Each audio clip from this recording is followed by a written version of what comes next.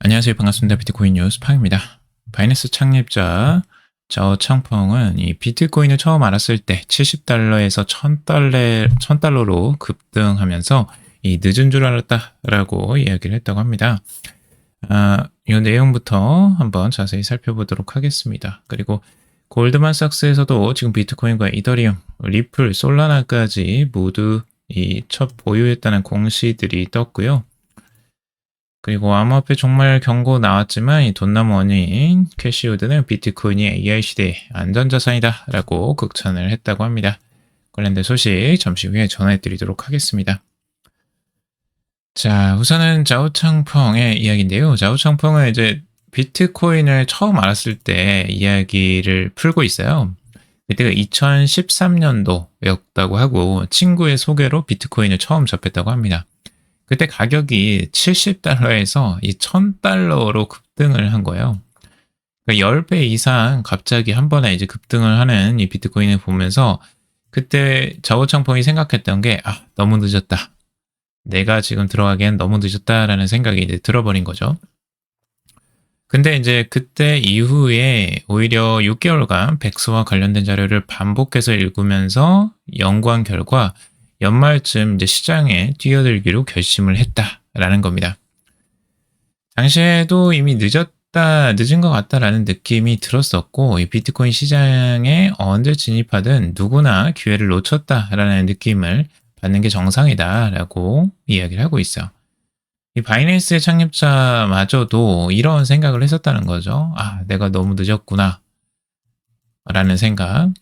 너무 급등을 하고 이제 뭐 조정기가 오고 이런 것들을 예상을 했던 거겠죠. 그래서 폭등하는 이런 랠리, 그러니까 70달러에서 지금 2013년도 이 바닥권이 70달러죠. 70달러에서 지금 고점인 이 1000달러가 넘는 이 1100 거의 1165달러 선 정도가 되네요. 고가는. 70달러에서 이 정도까지 간 거예요. 10배 이상이 급등을 한 거고, 이 순간 이걸 보면서 너무 급등을 했구나, 내가 못 샀구나, 이런 이제 후회들이 남았겠죠. 미리 알아뒀으면 샀을 수 있을 텐데. 그런데 지금 창펑자오는 오히려 이때부터 오히려 시장에 진입을 한 거예요. 이 고점에. 그리고 바이낸스 거래소를 이제 그때부터 준비를 해서 이제 만들어낸 거고, 그 이후 이제 하락이죠. 그 이후 하락이었습니다. 계속해서 잘못 들어왔나 이런 생각 아마 했을 것 같기도 해요. 그래서 꾸준하게 2013년도부터 이제 연말로 들어가면서 2014년도 거의 이제 계속 조정이죠. 조정이 계속해서 됩니다. 그리고 2014년 이제 5월쯤에 살짝 반등이 나오는 듯 하더니 또 하락해요. 계속 하락. 그렇죠? 지금 보시면은 이런 흐름들을 우리가 패턴들을 좀 볼 필요가 있어요. 비트코인이 얼마나 지금 여기서 조정기에 들어가는지. 2014년도 연말까지 가고 2015년도 이 초반까지도 이제 바닥을 계속 다지는 형상을 가져갑니다. 그러다가 여기에서 이제 2015년도 10월쯤에나 이제 반등이 나오네요. 굉장히 오랜 시간 조정이 나왔어요. 그때는. 그리고 이 조정이 끝나고 이제 그때부터 다시 급등이 시작되죠. 2016년도 들어서고 2017년도 들어서면서 완전한 폭등 장세로 들어가고, 그때 다시 한번 또 들어가는 게 이제 18,000달러 선까지 크게 상승을 합니다.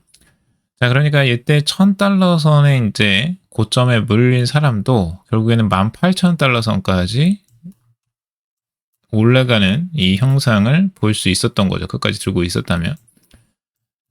그러니까 이런 시장이라는 거죠. 비트코인 자체는 실제적으로 등락이 워낙 이제 크고 많이 움직임이 있습니다. 하지만 자오창펑처럼 그때 이제 공부를 제대로 하고 이 비트코인을 잘 이해를 한 상태에서 시장에 진입하면 실제적으로 시장에서 기회를 다시 한번 또 잡을 수 있는 시기가 분명히 온다는 겁니다.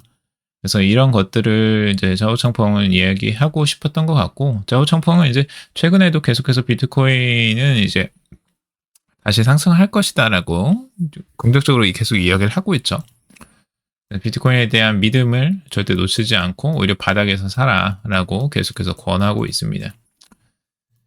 그래서 그런 부분 역사가 있기 때문에 자신이 이제 그런 부분들을 겪어왔기 때문에 아마 그런 조언들을 할 수 있는 거겠죠.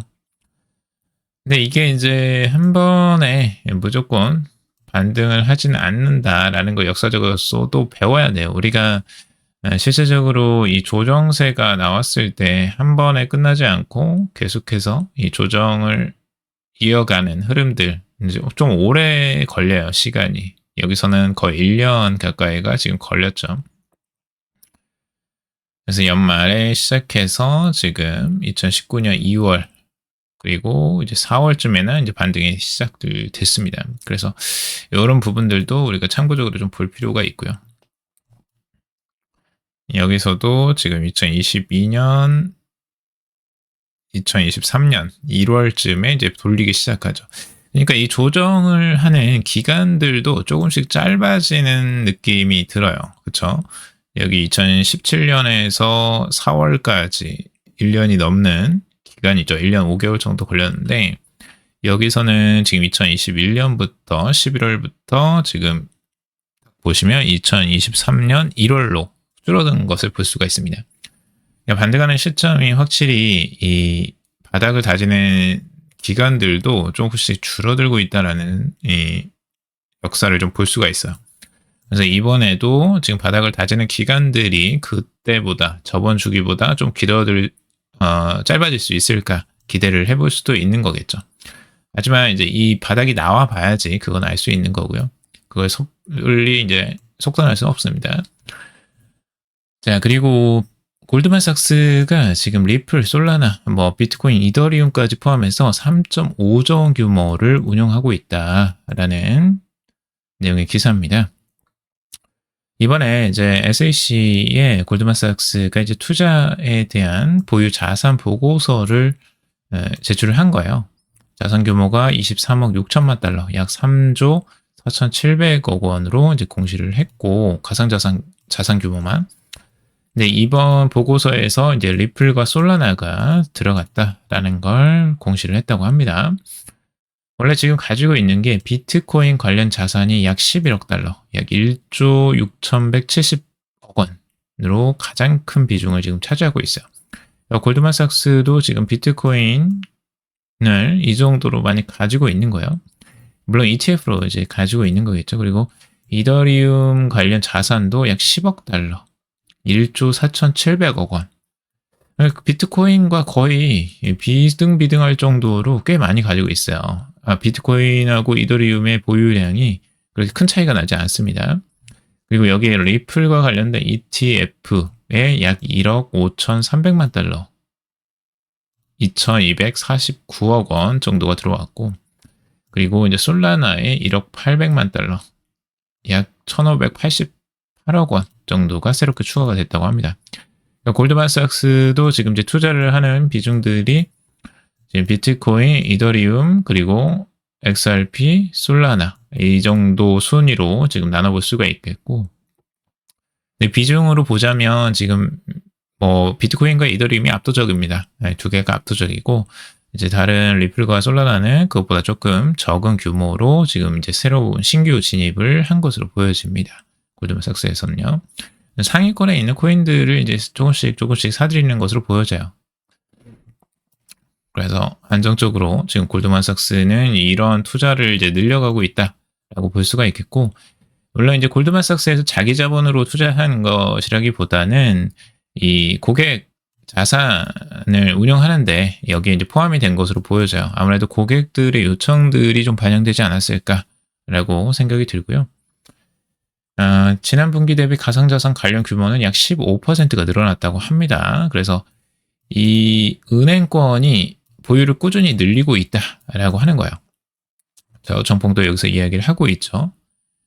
2020년 이후 가상자산 파생 상품 거래 재개와 ETF를 통한 간접 투자 등 규제 준수 범위 내에서 시장 참여가 이어가고 있다라고 이야기를 하고 있어요. 그러니까 지금 ETF가 들어오면서 이런 기관 자금들이 계속해서 들어오고 있는 아주 긍정적인 흐름들을 보여주고 있는 겁니다. 그래서 이런 부분들도 하나의 중요한 트렌드라고 보시면 됩니다. 골드만삭스가 그냥 그 일반적인 뭐 동네 은행이 아니잖아요. 이거 전 세계적으로 엄청난 거대한 이 자금들이기 때문에 앞으로 이제 투자들이 늘려갈 가능성들이 더 높다고 보여져요. 그래서 이런 부분들도 여러분들이 눈여겨 보시고, 그냥 골드만삭스가 이제 뭐 솔라나에 뭐 투자했다 뭐 이런 기사들이 나오고 있는데, 이 기사의 이제 일부라고 보시면 되고요. 암호화폐 정말 경고 나왔지만 돈나무 언니 비트코인 AI 시대의 안전자산이라고 전하고 있습니다. 캐시우드 같은 경우는 지금 AI를 기반으로 기업의 생산성이 극대화되면서 비용을 절감하고 이 소비자 가격이 하락을 할 것으로 예상을 하고 있어요. 그래서 급속한 디플레이션이 발생할 가능성들을 염두에 두고 있습니다. 그래서 이렇게 되면 이제 전통적인 경제 구조가 흔들리는 현상들이 발생하게 될 것이고, 가격 하락은 이제 기업의 수익 구조를 약화시키고 경제 전반의 불안정함을 또 가져올 수 있다라고도 분석을 하고 있습니다. 비트코인은 중앙은행이나 정부의 통제에서 벗어나 이 탈중앙 자산이고, 인플레이션과 디플레이션 모두에 대한 안전자산 역할을 할 수 있다라고 긍정적으로 바라보고 있습니다. 그래서 AI 기술이 촉발할 이 생산성 혁신이 기존 금융 시스템을 압박할 때 비트코인이 이 자산 보호 수단으로 기능할 가능성이 높다라고 보고 있는 거죠. 자, 하버드 기금에서 이 비트코인 ETF를 축소하고 이더리움 ETF를 신규 매입했다라는 소식이에요. 최근에 이제 3분기에서 4분기로 넘어갔을 때 이 보고서가 지금 나온 건데, 이 비트코인 ETF 같은 경우는 2025년 3분기에 4억 4,290만 달러에서 이 4분기에 2억 6,580만 달러로 줄였다고 합니다. 이 비트코인 ETF에 대한 투자를 여기서 살짝 줄였고, 근데 이 이더리움에 대한 노출도는 오히려 이제 증가가 됐다고 해요. 이 이더리움 트러스트 신탁 ETF에 약 380만 주를 신규 매입했는데, 해당 투자는 2025년 12월 31일 기준 약 8,700만 달러 가치로 지금 평가를 하고 있습니다. 이더리움에 추가적으로 이제 자금이 들어온 거고요. 그러니까 비트코인 빼고 이더리움을 늘린 거라고 보시면 됩니다. 그래서 이더리움 쪽에 조금 더 이 비중을 이 하버드에서는 싣고 있구나, 비트코인을 조금 줄이고, 이런 부분이라고 좀 볼 수가 있겠네요. 그리고 이제 하버드가 지금 기금의 총 자산이 569억 달러나 된다고 해요. 2025년 6월 30일 기준. 블랙록 암호화폐 ETF에 대한 투자는 전체 자산의 약 0.62% 정도밖에 차지하지 않습니다. 그러니까 아직까지 여력이 충분해요. 제가 보기에는 이 암호화폐 ETF에 보통 지금 블랙록에서도 2%까지는 투자를 해라라고 이제 권장을 하고 있죠. 근데 이제 아직 그 권장 수준까지도 못 미치는 거예요. 그러니까 앞으로 투자할 여력들은 훨씬 더 남아있다라고 좀 볼 수도 있겠습니다. 그래서 다른 부분들 여러분들이 이제 이런 것들도 앞으로 추세가 어떻게 될지도 한번 지켜보시길 바라고요. 아마 이제 저가 바닥권에서 이 매수를 조금씩 늘려가지 않을까라는 기대감들도 좀 있어 보입니다. 자, 그리고 비트코인 보유자들 손실 보면 매도하는 국면 예전 하락장 때와 유사하다라고 하고 있습니다. 비트코인 조정된 실현 손익 비율, 이 ASOPR이 0.9에서 0.94 수준으로 나타났다고 해요. 주요 하락장에서 나타났던 저항 구간에 도달했다라고 하면서 암호화폐 애널리스트 우민규가 이제 크립토컨트 기금을 통해서 전했다고 합니다. 자, 여기서 이제 ASOPR을 수치를 보면 1 미만으로 이제 내려갔을 때를 볼 수가 있습니다. 과거에 1 미만으로 내려갔을 때에도 단기 반등을 할 때가 있었어요. 하지만 이게 중장기적으로 이제 내려가는 시점들이 있습니다. 이제 그 시점에서 올라오지 못하고 여기서 저항을 맞고 떨어지게 되면 조정이 한순간 계속해서 이어지는 흐름들이 나올 수 있는 거죠. 이런 부분들, 바닥을 쳤을 때 이런 구간들이 있는데, 한 번 더 추가적으로 이렇게 급락을 했던 상황들이 나옵니다. 그래서 지금 아직까지도 이 SOPR 같은 경우가 1 이하로 지금 내려오긴 했지만, 이게 유지가 계속 된다면 추가적으로 바닥을 한 번 더 확인할 가능성들도 염두에 두고 있는 거죠. 그래서 제가 바닥 섣불리 지금 걱정하지 마시고 기다리셔라라고 하는 이유가 이런 것들도 있습니다. 그래서 우리가 섣불리 바닥을 예측하지 마시고요. 항상 기다리시는 거, 이 바닥이 완전히 확인될 때까지 기다리시는 거 계속 말씀을 드리고 있습니다. 자, 스트레티지 BTC 8,000달러까지 빠져도 걱정 없다라고 하는 기사입니다. 네, 스트레티지가 이제 비트코인 트레저리 전략을 계속해서 해나가고 있는데 여기서 지금 이제 비트코인 가격이 떨어지면 스트레티지도 이제 망하는 거 아니야? 막 이런 걱정들이 이제 계속해서 제기가 되고 있어요. 하지만 이제 스트레티지에서는 비트코인이 8,000달러까지 빠져도 걱정이 없다라고 계획을 세워놨다는 거죠, 결국에는. 네, 즉각적으로 지금 이제 이 8,000달러 선의 하락, 그게 이제 쉽지 않은 구간이긴 하죠. 지금 봐서는 역사적으로 이제 그 정도까지 떨어지는 적은 없었고, 만약 그렇게 떨어진다면 거의 뭐 비트코인은 망한 거라고 볼 수가 있겠죠. 근데 이제 그 정도까지는 버틸 수 있다. 스트래티지는 이야기를 하고 있는 거고요.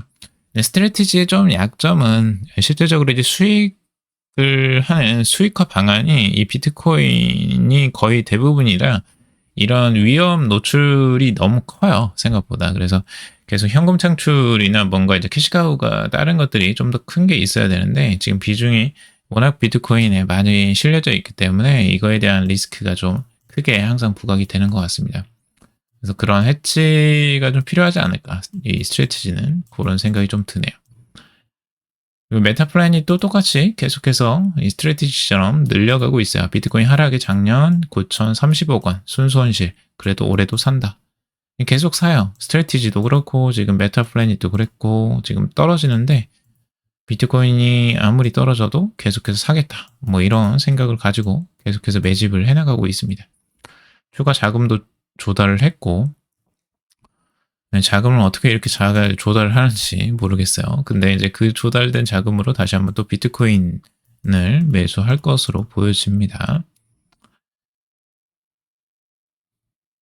자, 오늘은 여기까지 한번 정리를 해보도록 하겠습니다. 여러분들 도움이 되셨길 바라고요. 도움이 되셨다면 좋아요, 구독, 댓글, 알림 설정하셔서 최대한 빠르게 정보 받아보시길 바라겠습니다.